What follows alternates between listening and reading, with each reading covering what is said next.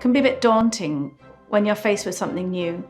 So I suppose if I can listen to it, I listen to it a lot before I even start work, but not just one recording if possible. A lot of the music that we play, there'll be 20 or 30 recordings. So just listen to different people doing different things and ask yourself what you're liking or not liking about those recordings, so it's in your ears before you start work. I find that very helpful. When I get a new piece, if I haven't played it before, obvious thing to do is to look it up on the internet and find if there's a recording there. So I would do that. Sometimes there aren't. Sometimes the pieces we get are brand new, never been played before, or the recordings can be very hard to source. Sometimes the recording has been made on LP but isn't available online, and so on.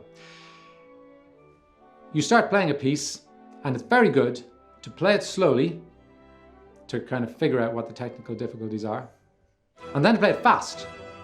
And probably at that stage, if it's your second time playing it, you're making lots of mistakes. But by playing it fast, you get a quick view. Really very quickly, you can get an overview of the feel and shape of the whole thing. So I would start with an isolated technical look, and then a big, fast overview, as if I knew what I was doing, which at that stage I may not entirely know. And then you have a sense of it. You can then do the nitty-gritty work that needs to be done. It would kind of depend on what it is. If it's something that I know sort of by hearing, then I would start looking at, looking at the part, looking at what is difficult, what needs a lot of attention, and maybe start with that first. Start with the hard bits first, basically.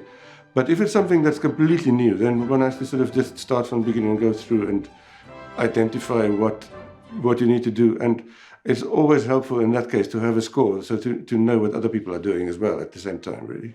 I'd like to have the full score and a recording if possible, and I'd like to study the score on its own. I like to look at the score while listening to the music. Sometimes I would play along with a recording, trying to look at as many lines of the score as I can, and then bit by bit kind of gearing it towards my own part. But I try to start with the bigger picture rather than just starting with my own line.